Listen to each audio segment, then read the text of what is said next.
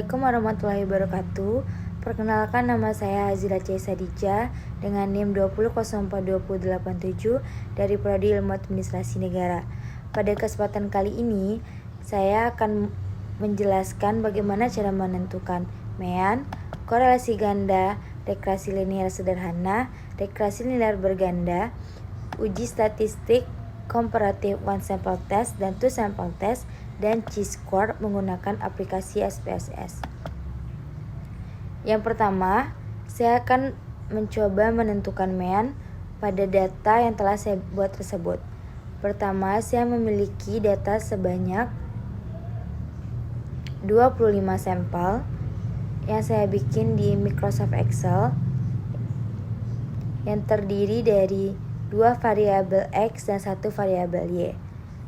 Variabel X-nya yang pertama yaitu motivasi, yang kedua minat, sedangkan variabel Y-nya prestasi. Di sini saya akan mencari hubungan motivasi dan minat terhadap prestasi siswa. Selanjutnya saya mengcopy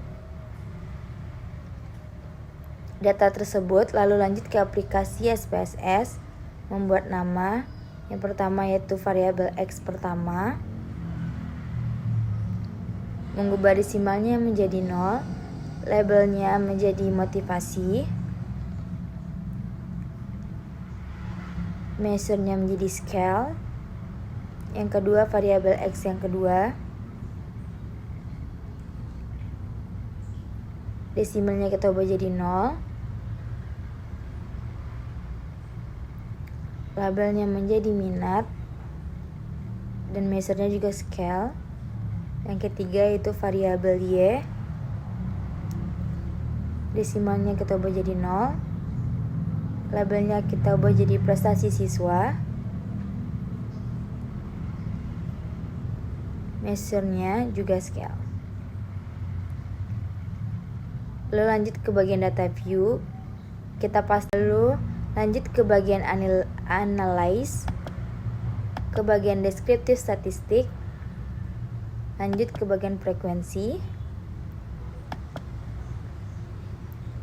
pindahkan motivasi, minat, prestasi siswa ke bagian variabel. Lalu lanjut ke bagian statistik, checklist mean karena kita cuma mencari mean, continue, terus chart karena di sini kita juga mencari diagram pada mean tersebut. Checklist bar cards, oke. Lalu akan keluar hasilnya seperti berikut.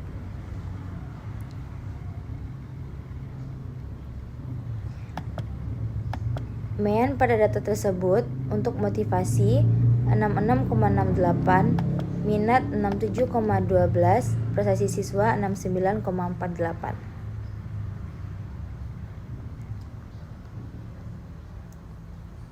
Lanjut ke bagian bawah, maka terdapatlah diagram batang dari motivasi, minat, dan prestasi siswa.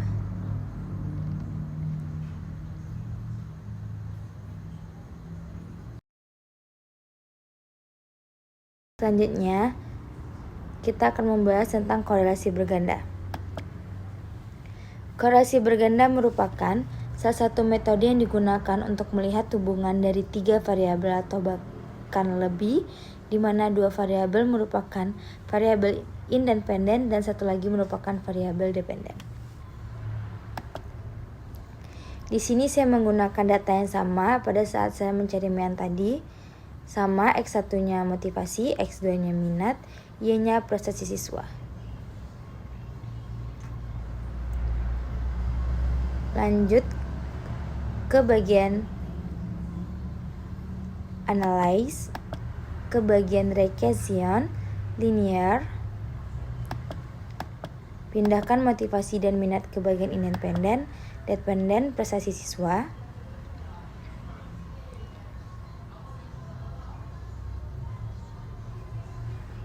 Ke bagian statistik, checklist model fit dan R-squared chance.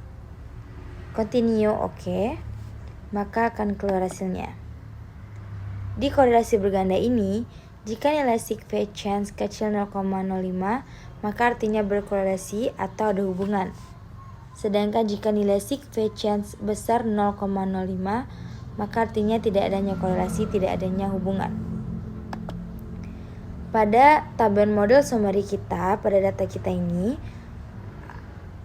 nilai significance-nya yaitu 0,458, yang artinya data saya tadi menjelaskan bahwa tidak adanya hubungan variabel 1 yaitu motivasi, variabel 2 yaitu minat, dengan variabel Y yaitu prestasi siswa.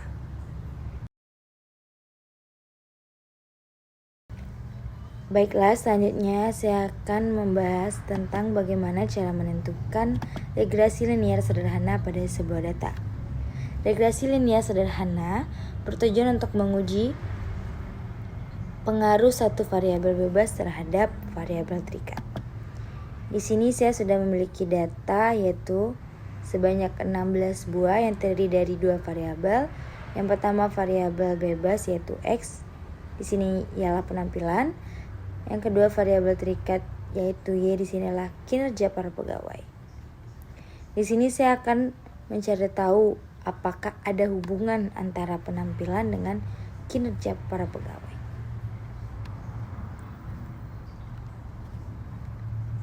Selanjutnya saya copy saja data tersebut agar kita mudah memindahkannya ke aplikasi SPSS.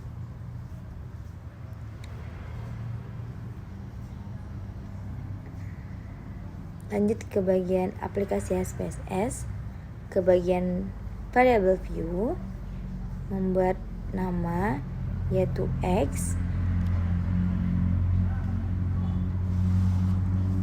labelnya yaitu penampilan,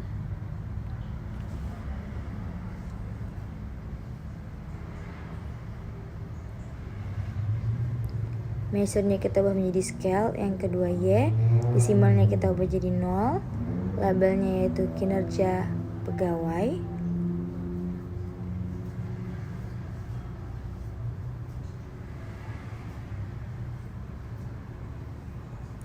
measure-nya sama yaitu scale.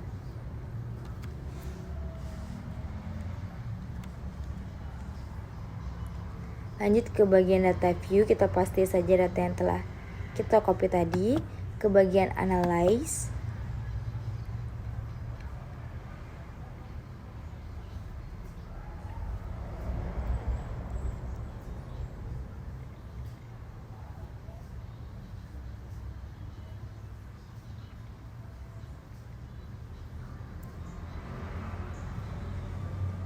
lanjut ke bagian regression linear, kita pindahkan penampilan ke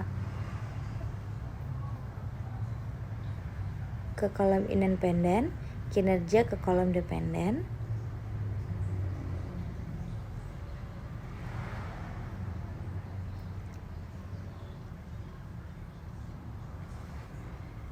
Lalu pilih statistik. Tunggu sebentar, maka akan keluar hasilnya. Yang kita gunakan di sini yaitu tabel ANOVA. Dasar pengambilan keputusan regresi linear sederhana yaitu membandingkan nilai signifikan dengan nilai probabilitas 0,05. Jika nilai signifikan kecil 0,05, artinya variabel X berpengaruh terhadap variabel Y. Jika nilai signifikan besar dari 0,05, artinya variabel X tidak berpengaruh terhadap variabel Y. Kita lanjut saja maka kita dapat lihat pada bagian data kita, nilai signifikannya yaitu 0,302, yang artinya bahwa data saya ini menjelaskan bahwa tidak adanya pengaruh variabel X yaitu penampilan terhadap variabel Y yaitu kinerja para pegawai.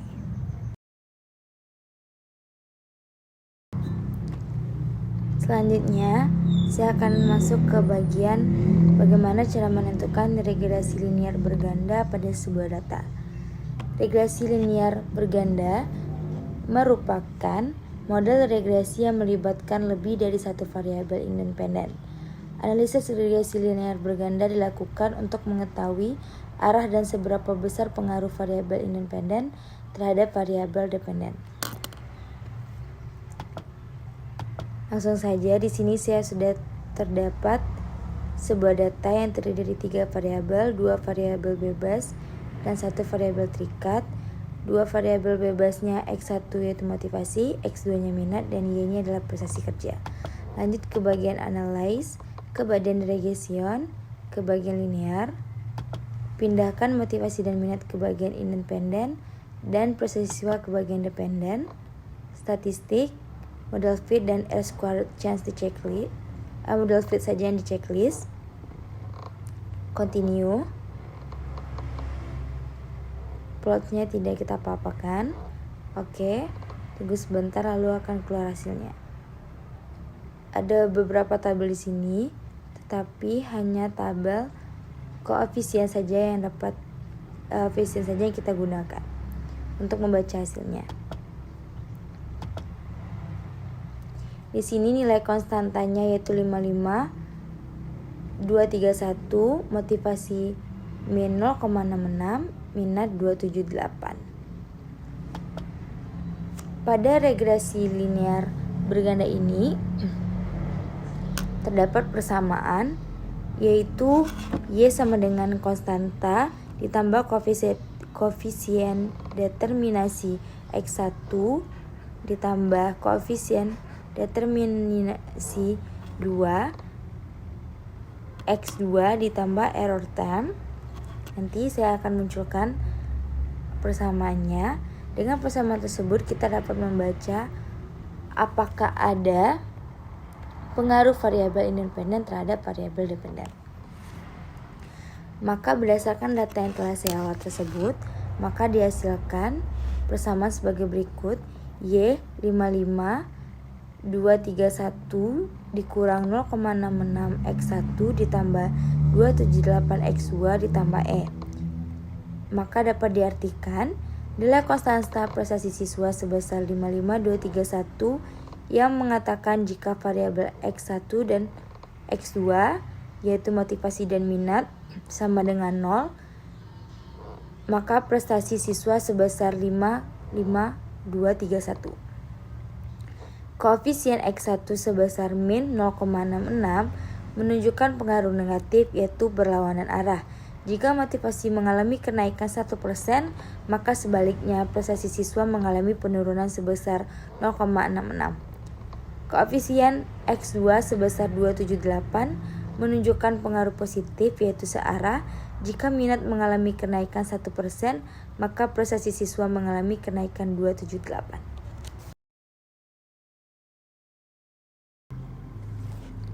Selanjutnya, saya akan membahas bagaimana cara mencari one sample t-test pada sebuah data. Tujuan dari one sample t-test yaitu untuk membandingkan rata-rata sampel yang diteliti dengan rata-rata populasi yang ada. Di sini, saya akan menggunakan contoh yaitu untuk mengetahui apakah nilai ulangan siswa aktif OSIS di suatu sekolah sama dengan 80. Sebelum melakukan one sample t-test, maka terlebih dahulu melakukan uji normalitas data. Dengan keputusan, jika nilai SIG besar dari 0,05, maka data tersebut terdistribusi normal. Jika nilai SIG kecil 0,05, maka data tersebut tidak terdistribusi dengan normal atau tidak lulus uji normalitas data. Baiklah, kita akan melakukan uji normalitas data di aplikasi SPSS.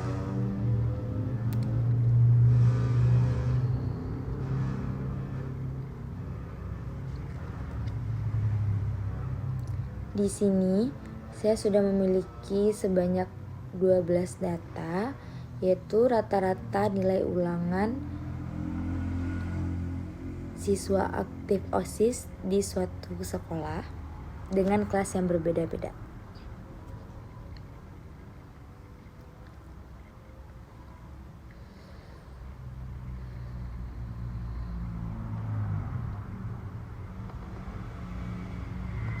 Jika uji normalitas ini tidak terjadi pada data tersebut, maka uji one sample t-test tidak dapat dilakukan.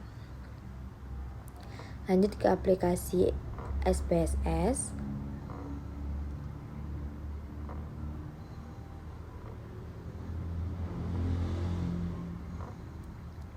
Lanjut ke bagian variable view.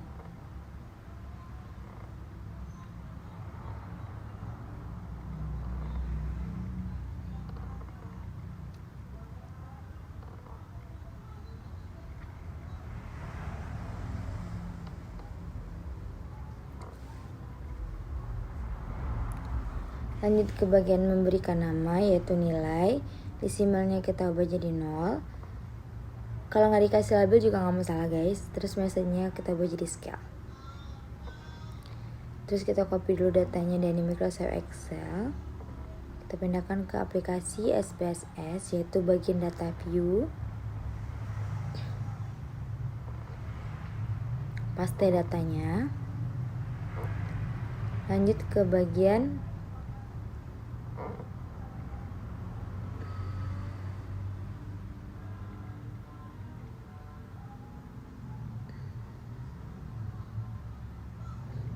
analyze, ke bagian deskriptif statistik. Lanjut itu ke bagian explore.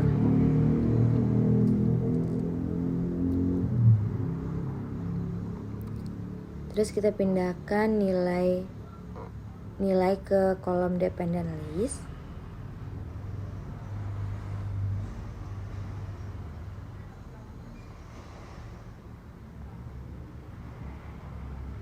Terus tekan option plots, checklist bagian normality plots with test. Kalau nggak di checklist nggak bisa guys, gitu.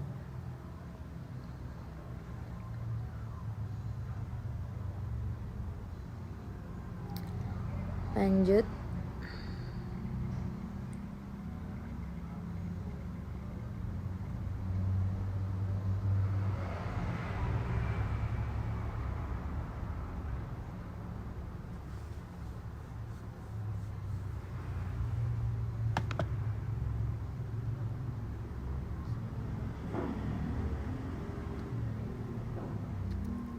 continue.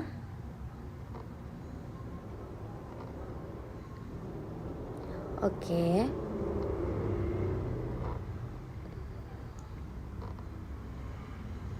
Tunggu sebentar, maka hasilnya akan keluar, yaitu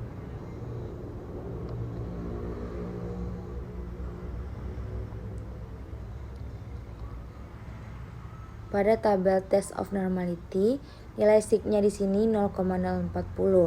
Maka berdasarkan keterangan yang telah saya sampaikan tadi, jika nilai sig besar dari 0,05, maka data tersebut terdistribusi normal atau teruji kenormalitasannya.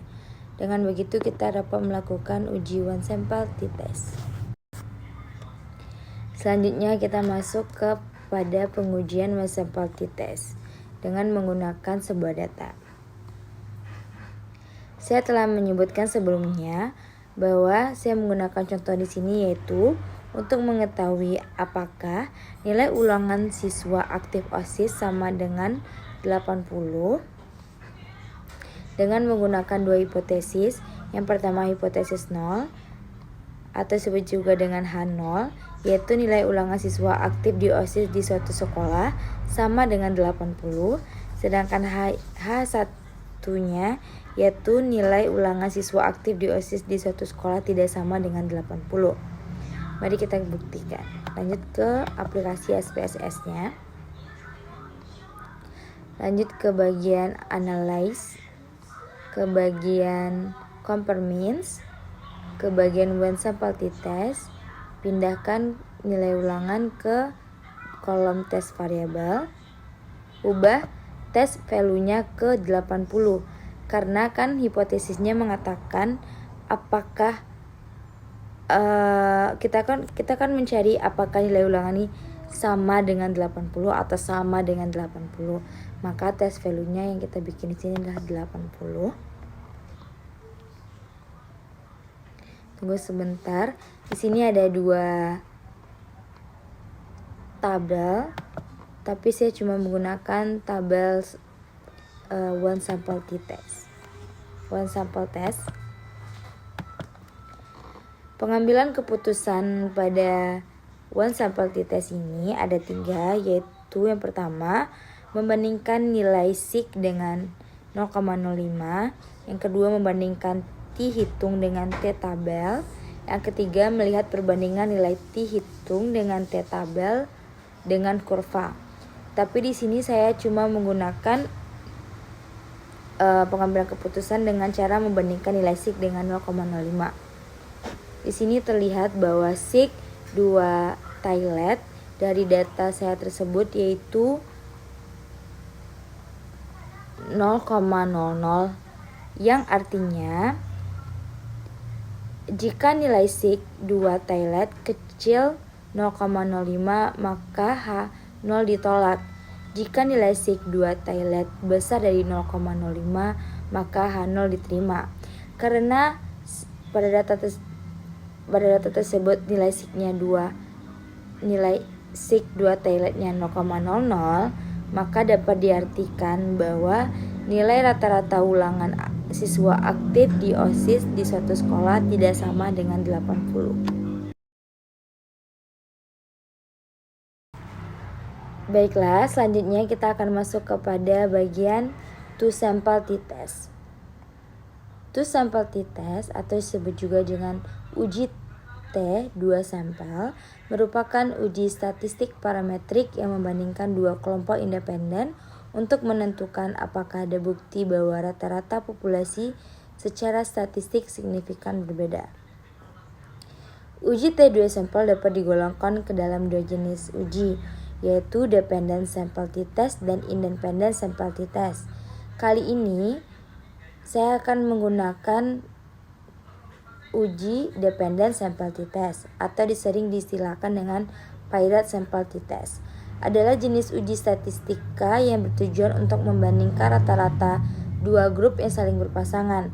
Sampel berpasangan dapat diartikan sebagai sebuah sampel dengan subjek yang sama namun mengalami 2 perlakuan atau pengukuran berbeda, yaitu pengukuran sebelum dan sesudah dilakukan sebuah treatment. Lanjut ke bagian cara mengolah datanya. Ke bagian Excel, saya sudah memiliki data yaitu rata-rata penjualan, adanya treatment sebelum dipasang iklan, dan adanya treatment sesudah dipasang iklan. Ini perlakuannya berbeda tetapi dengan subjek yang sama yaitu penjualan.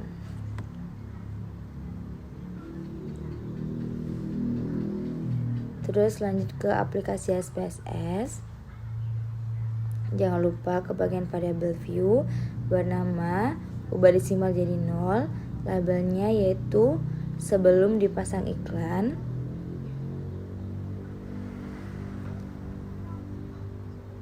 Dan lanjut ke bagian data view. Lanjut ke bagian analyze, compare means, lanjut ke bagian paired sample t-test. Pindahkan sebelum dipasang iklan ke sebelah kanan ke bagian variabel 1 dan sesudah dipasang iklan ke variabel 2. Oke, maka akan keluar hasilnya. Di sini ada 2 tabel, tapi saya akan menggunakan tabel paired sample test.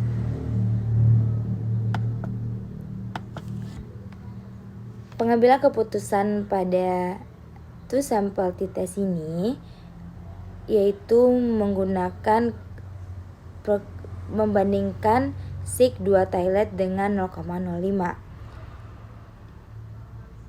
Jika SIG 2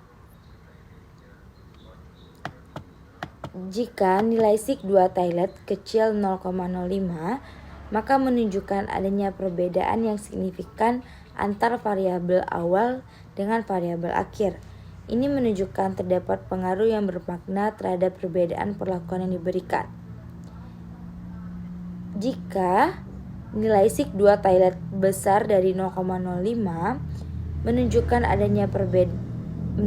tidak adanya perbedaan yang signifikan antar variabel awal dengan variabel akhir.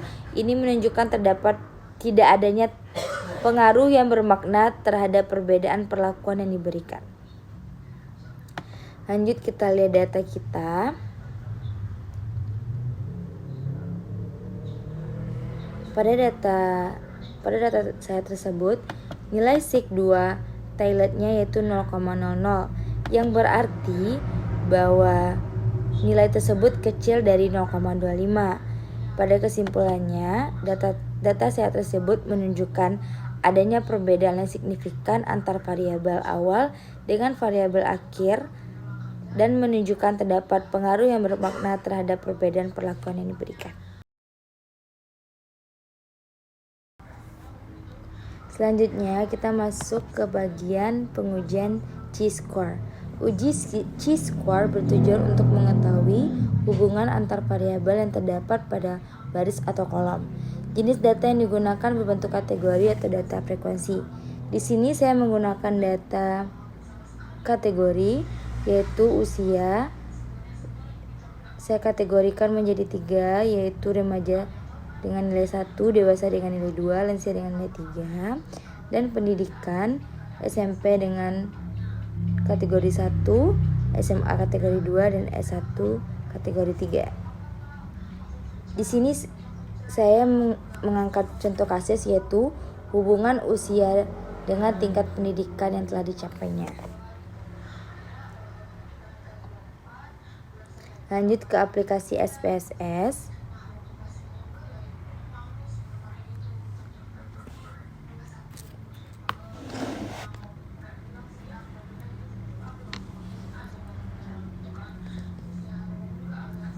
Ke bagian variable view, buat namanya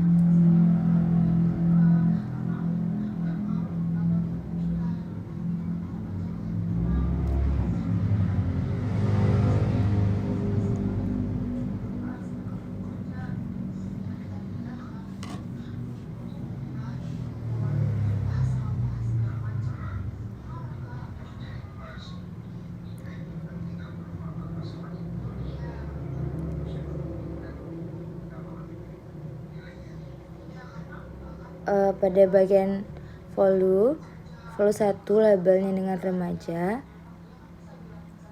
value 2 labelnya dewasa, value 3 yaitu lansia.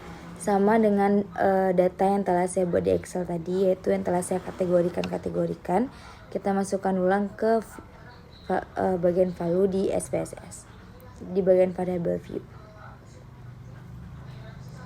Saya ada kesalahan di sini, bukan jenis kelamin tetapi usia.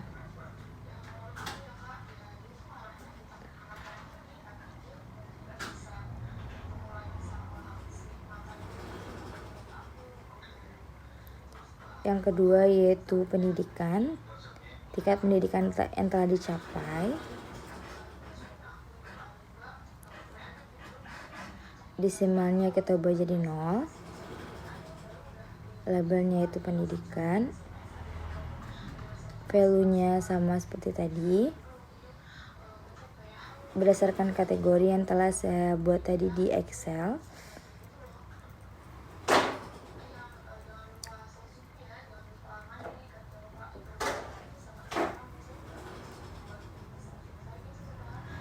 Oke, lanjut ke bagian data view. Kita copy data yang telah saya bikin di Excel tadi. Datanya yang berdasarkan kode ya guys. Datanya berdasarkan kode ya teman-teman.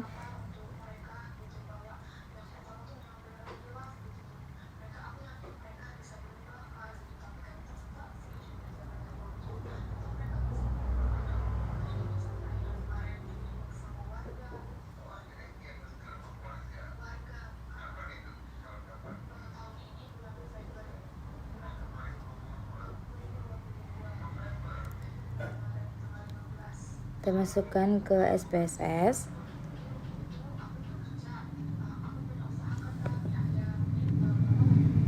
Lanjut ke bagian analyze, ke bagian deskripsi statistik, ke bagian cross tabs.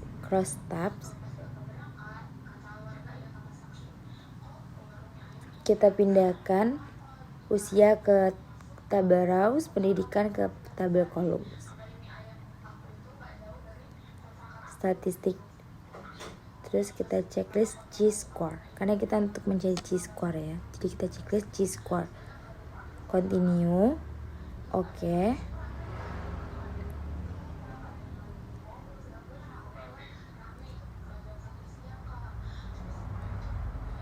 Maka dapat dilihat pada tabel G-score test, nilai asimptotik signifikan dua side-nya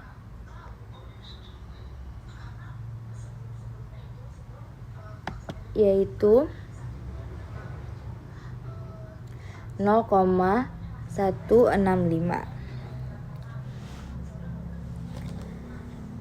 Pada G-score ini, pada pengambilan keputusannya yaitu jika nilai asim sig kecil dari 0,05, maka terdapat hubungan yang signifikan antar baris dengan kolom.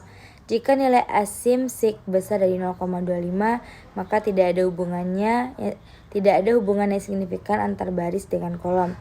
Berdasarkan tabel yang telah kita lihat tadi, maka nilainya 0,1 nilainya yaitu 0,165, yang berarti nilai asim sig-nya besar dari 0,5, yang berarti bahwa tidak adanya hubungan antara usia dengan pendidikan yang telah dicapai oleh seseorang. Baiklah, itu saja yang dapat saya sampaikan. Jika ada kata-kata yang saya salah, mohon dimaafkan. Wabillahi taufiq wal hidayah. Assalamualaikum warahmatullahi wabarakatuh. Terima kasih.